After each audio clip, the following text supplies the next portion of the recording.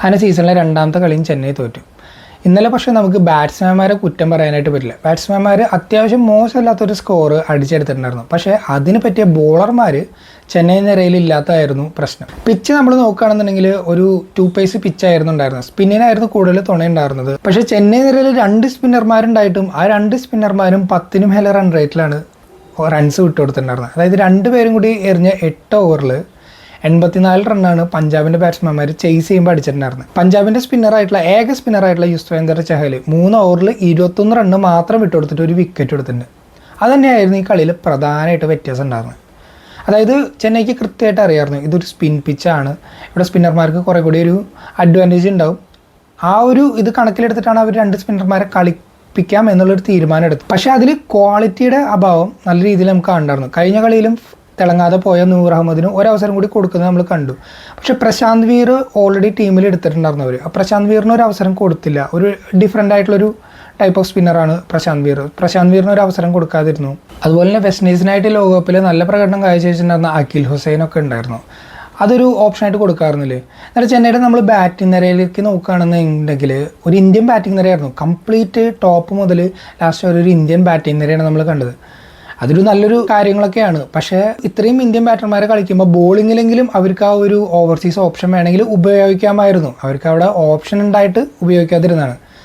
അതുപോലെ തന്നെ കഴിഞ്ഞ കളിയിൽ ഓവർട്ടണിന് ഒരു ചാൻസ് കൊടുത്തിട്ടുണ്ടായിരുന്നു. ഓവർട്ടണാണ് ബാറ്റിങ്ങിൽ നല്ല ഫോമും കാര്യങ്ങളും കാഴ്ചവെച്ചിട്ടുണ്ടായിരുന്നത്. ഓവർട്ടൺ പക്ഷേ ഈ കളിയിൽ അവസരം ഉണ്ടായിരുന്നില്ല.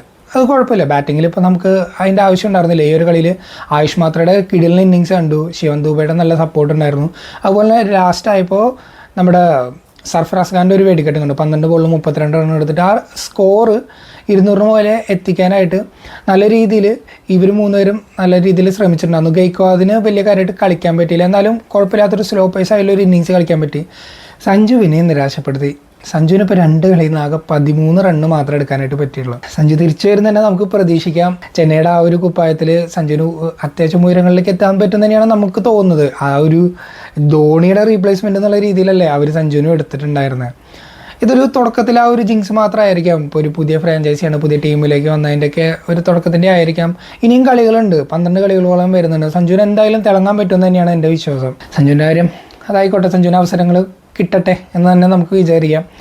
പക്ഷേ ബാറ്റിങ് ഓവറോൾ നല്ല രീതിയിൽ അവർ ശ്രമിച്ചിട്ടുണ്ടായിരുന്നു. ആ ഒരു 2 പേസ് ആയിട്ടുള്ള ഒരു പിച്ചിൽ 209 റണ്ണിൻ്റെ വിജയലക്ഷ്യം അവർ ഉയർത്തിയപ്പോൾ, അല്ലെങ്കിൽ 210 റണ്ണിൻ്റെ ചേസിങ് ടാർഗറ്റ് കൊടുത്തപ്പോൾ അവർ വിചാരിച്ചിട്ടുണ്ടാവുക അത്യാവശ്യം അവരുടെ ബോളർമാർക്കായാലും ബോൾ ചെയ്യാനായിട്ടുള്ളൊരു ടാർഗറ്റ് ഉണ്ടെന്നാണ്. സെക്കൻഡ് ബാറ്റിങ്ങിലേക്ക് വന്നപ്പോൾ ഈ ഒരു വലിയ ടാർഗറ്റിനെ എങ്ങനെ ചേസ് ചെയ്യണം എന്നുള്ളത്, അതായത് നല്ല പാർട്ട്ണർഷിപ്പുകളോട് ഓവറോൾ ഒരു കളക്റ്റീവ് എഫേർട്ടിൽ എങ്ങനെ ചേസ് ചെയ്യണം എന്നുള്ളത് പഞ്ചാബ് നമുക്ക് കാണിച്ചു തന്നു.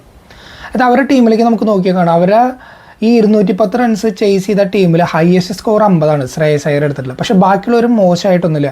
പ്രിയാൻഷ് ആര്യ എക്സ്പ്ലോസീവ് സ്റ്റാർട്ടാണ് കൊടുത്തിട്ടുണ്ടായിരുന്നത്. 11 ബോളിൽ 39 റൺ അടിച്ചിട്ടാണ് പ്രിയാൻഷ് പോയത്. നമുക്ക് കഴിഞ്ഞ ദിവസം നമ്മൾ കണ്ടു കൊൽക്കത്തയുടെ കളിയിൽ ഇതുപോലെ ഫിന്നലൻ അവർ ഒരു വലിയ 226 റണ്ണിൻ്റെ ആ ഒരു ടാർഗറ്റ് ചേസ് ചെയ്യാൻ ഇറങ്ങിയപ്പോൾ ഇതുപോലെ ഒരു സ്റ്റാർട്ട് കൊടുക്കുന്നത്. പക്ഷേ ഫിനാലിന് ശേഷം വന്ന ബാറ്റർമാർക്കൊന്നും അതിനുപോലെ ഒരു സപ്പോർട്ട് കൊടുക്കാനായിട്ട് പറ്റുന്നില്ല. പക്ഷേ പഞ്ചാബ് അങ്ങനെ ആയിരുന്നില്ല.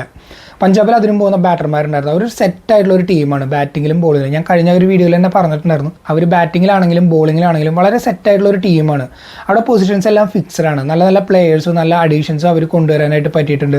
അതുപോലെ തന്നെ ബോളിങ്ങിലായാലും ഇന്ന് അവർക്ക് അറിയാമായിരുന്നു ഇന്ന് ഈ ഒരു പിച്ചിൽ റൺ ഒഴുകുന്നുള്ള കാര്യം അവർക്ക് അറിയാമായിരുന്നു. അതുകൊണ്ട് തന്നെ ബോളർമാരെ കാര്യമായിട്ട് ബ്ലെയിം ചെയ്യാൻ പറ്റില്ല. അപ്പോഴുമാണ് ഈ ചഹലിൻ്റെ ഈ ഒരു പെർഫോമൻസിൻ്റെ വാല്യൂ നമുക്കവിടെ മനസ്സിലാണ്. ഇന്നിങ്സിൽ മൊത്തം നമ്മൾ നോക്കുകയാണെന്നുണ്ടെങ്കിൽ 10 മേലെ റൺ റേറ്റിൽ ചെന്നൈ സ്കോർ ചെയ്തിട്ടും 7 എക്കണോമി വന്നത് ചഹലിൻ്റെ. അപ്പോൾ അത് തന്നെ ഒരു ഇമ്പോർട്ടൻ്റ് ആയിട്ടുള്ളൊരു ഘടകം തന്നെയാണ് കളിയിൽ നമ്മൾ നോക്കുമ്പോൾ.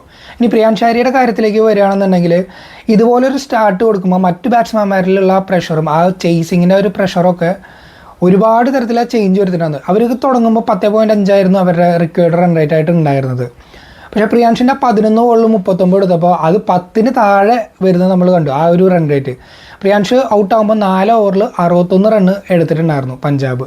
അതിനുശേഷം പ്രഭ്സിമ്രൻ ആ ഒരു തുടക്കത്തിൽ കുറച്ചൊരു ബോളുകളൊന്നും കറക്റ്റായിട്ട് മിഡിൽ ചെയ്യാൻ പറ്റാതെ കുറച്ച് ബുദ്ധിമുട്ടുന്നതായിട്ട് കണ്ടു. പക്ഷേ പ്രിയാൻഷിൻ്റെ വിക്കറ്റ് പോയതോട് കൂടിയിട്ട് പ്രഭ്സിമ്രൻ കുറച്ചുകൂടി നന്നായി ആക്രമിച്ച് കളിക്കുന്നുണ്ട്. കൂപ്പർ കുണോളി നല്ല രീതിയിൽ കളിക്കുന്നുണ്ട്. അതായത് ഫസ്റ്റ് വിക്കറ്റിൽ 61 റൺ അവർ എടുത്തു. സെക്കൻഡ് വിക്കറ്റ് പോകുന്നത് പിന്നെ 127, പിന്നെ 156 കുണോളിയുടെ വിക്കറ്റ് പോകുന്നത്. അതിനുശേഷം ശ്രേയസിൻ്റെ വിക്കറ്റ് പെട്ടെന്ന് നഷ്ടമായെങ്കിലും കളി ഓൾമോസ്റ്റ് അവിടെ തീരാറായിട്ടുണ്ടായിരുന്നു. അവർക്ക് ഇഷ്ടംപോലെ ബോൾ ബാക്കിയുണ്ടായിരുന്നു ഫിനിഷ് ചെയ്യാനായിട്ട്. പിന്നീട് വന്ന സ്റ്റോയിനസിനും നേഹൽ വധേര അവർക്കൊക്കെ എന്ന് പറഞ്ഞിട്ടുണ്ടെങ്കിൽ ഒന്ന് ഫിനിഷ് ചെയ്യേണ്ട ജോബ് മാത്രമേ ഉണ്ടായിരുന്നുള്ളൂ. കാര്യമായിട്ട് ഇനി വല്ലാതെ അടിച്ച് കളിക്കേണ്ട ആവശ്യമൊന്നും ഉണ്ടായിരുന്നില്ല. അവർക്ക് ഇനിയും അവിടെ ബാറ്റിംഗ് അവിടെ പെൻഡിങ് ആണ്. ഇനിയും ഒരു 20-30 റൺ എടുത്തു കഴിഞ്ഞാലും എടുക്കാനായിട്ടുള്ള ബാറ്റിംഗ് അവരുടെ നിരയിലുണ്ടായിരുന്നു. സോ ഇങ്ങനെ ഒരു കംപ്ലീറ്റ് പ്രകടനം, അതായത് കൂട്ടായ ഒരു പ്രവർത്തനം, നല്ല നല്ല പാർട്ട്ണർഷിപ്പുകൾ കളിച്ചിട്ട് നല്ലൊരു വിജയമാണ് പഞ്ചാബിനെ സംബന്ധിച്ചിടത്തോളം. അവരൊരു സ്റ്റേറ്റ്മെൻ്റ് ആയിട്ടാണ് ഇറങ്ങിയിരിക്കുന്നത്. അതായത് ഞങ്ങൾ ഇപ്രാവശ്യം എന്തായാലും ഈ ഒരു ഫൈനലിൽ ഞങ്ങൾ കളിക്കാൻ സാധ്യതയുണ്ട്, വേണമെങ്കിൽ ഞങ്ങൾ കപ്പ് അടിക്കും എന്നുള്ളൊരു സ്റ്റേറ്റ്മെൻറ്റോട് കൂടിയാണ് പഞ്ചാബ് തുടങ്ങിയിട്ടുണ്ടായിരുന്നത്. ഇത് ടു ഇയർലി സ്റ്റേറ്റ്മെൻറ്റ് നമുക്ക് പറയാമെന്നുണ്ടെങ്കിലും പക്ഷേ പഞ്ചാബിൻ്റെ ആ ഒരു നിരയിലേക്ക് നമ്മൾ നോക്കി കഴിഞ്ഞാൽ കാണാം, കഴിഞ്ഞ പ്രാവശ്യം അവരത്ര മോശമായിട്ടൊന്നുമല്ല കളിച്ചത്. നല്ല കളി കളിച്ചിട്ടാണ് അവർ ഫൈനലെത്തിയത്. ടേബിൾ ടോപ്പേഴ്സ് ആയിരുന്നു. ഈവൻ കപ്പടിച്ച RCB പോലും രണ്ടാമതാണ് ഉണ്ടായിരുന്നത്. ഇവർ ടേബിൾ ടോപ്പേഴ്സ് ആയിട്ടാണ് പ്ലേ ഓഫിൽ കയറിയതും. അതുപോലെ ആദ്യത്തെ മത്സരത്തിൽ തോറ്റെങ്കിലും പിന്നീട് മുംബൈനെ തോൽപ്പിച്ചിട്ട് അവർ ഫൈനലിൽ എത്തിയിട്ടുണ്ടായിരുന്നു. പക്ഷേ ആ ഫൈനലിൽ RCB അന്ന് പഞ്ചാബിനേക്കാൾ മികച്ചതായിട്ട് ഡിസേർവിങ് ആയിരുന്നു ആ കപ്പിന്. അതുകൊണ്ട് മാത്രമാണ് പഞ്ചാബിന് ആ ഒരു കപ്പ് നഷ്ടമായിട്ട് പോയിട്ടുണ്ടായിരുന്നത്. പക്ഷേ ഇപ്രാവശ്യം അവർ 2 കളി വെച്ചിട്ടാണ് തുടങ്ങിയിട്ടുള്ളത്. ആദ്യത്തെ 2 കളിയിലും വളരെ കംഫർട്ടബിളായിട്ട് 210 റണ്ണ് ചേസ് ചെയ്യണതിൻ്റെ യാതൊരു പ്രഷറും കാര്യങ്ങളൊന്നും പഞ്ചാബ് ബാറ്റ്സ്മാൻമാരുടെ നിരയിൽ നമ്മൾ കണ്ടില്ല. അവർ വളരെ കംഫർട്ടബിളായിട്ടാണ് ചേസ് ചെയ്തിട്ടുണ്ടായിരുന്നത്. ബോളിങ്ങിലായാലും ബാറ്റിങ്ങിലായാലും കൃത്യമായ ധാരണ ഉണ്ടായിരുന്നു ശ്രേയസിനും കൂട്ടർക്കും. പക്ഷെ അവർക്കൊരു ആകെ കൂടി ഒരു ഡിഫക്റ്റ് നമുക്ക് പറയാൻ പറ്റാത്ത കൃത്യസമയത്ത് ബോളിങ് എറിഞ്ഞ് തീർക്കാൻ പറ്റാത്തതിൻ്റെയാണ്. ഇന്നലെയും ആ ഒരു പെനാൾട്ടി അവർക്ക് കിട്ടുന്ന കണ്ടു. ഇനി ശ്രേയസ് അയ്യറിന് ഈ ഒരു മത്സരത്തിൽ എത്രയാണ് പിഴ കിട്ടാൻ പോകുന്നതെന്ന് നമുക്കറിയില്ല. ഇനി ചെന്നൈക്ക് അടുത്ത കളി വരുന്നത് വളരെ അടുത്ത് തന്നെയാണ്, ഞായറാഴ്ച ബാംഗ്ലൂരിനെതിരെ വരുന്നുണ്ട്. അപ്പോൾ ആ ഒരു മത്സരത്തിൽ അവർക്ക് നല്ല ആ ഒരു പ്രകടനം, അതായത് അവർക്ക് ഒന്നുകൂടി ആലോചിച്ചുകൊണ്ടിരിക്കുന്നു, ഈ ടീമിൽ ഇനി മാറ്റങ്ങൾ വരുത്തണോ, ഇനി കൂടുതൽ അഡീഷൻസ് ആയിട്ടുള്ള വേറെ ഏതെങ്കിലും പ്ലേയേഴ്സിനെ പരീക്ഷിച്ച് നോക്കണോ, അതോ ഉള്ള പ്ലേയേഴ്സിനെ ഫോം കണ്ടെത്തിയാൽ മതിയോ, എന്താണ് അവരുടെ പ്രശ്നം എന്ന് അവർ കൃത്യമായിട്ട് ആലോചിച്ചിട്ട് തന്നെ പെട്ടെന്ന് തന്നെ സോൾവ് ചെയ്യേണ്ടതായിട്ടുണ്ട്. ഇപ്പോഴും തുടക്കമാണ്, സീസണിൽ ആകെ 2 മത്സരം കഴിഞ്ഞിട്ടുള്ളൂ. ഇനിയും 12ഓളം മത്സരങ്ങൾ അവർക്ക് കിടക്കുന്നുണ്ട്. അതിൽ 8-9 മത്സരങ്ങൾ ജയിച്ചാൽ തന്നെ അവർക്ക് ആ പ്ലേ ഓഫിലെ സാധ്യത നിലനിർത്താവുന്നതാണ്. ഇനി ചെന്നൈക്ക് തിരിച്ചു വരാൻ പറ്റുമോ? നിങ്ങളുടെ അഭിപ്രായങ്ങളൊന്ന് കമൻ്റായിട്ട് അറിയുക. വീഡിയോ ഇഷ്ടമായെങ്കിലൊന്ന് ലൈക്ക് ചെയ്യുക.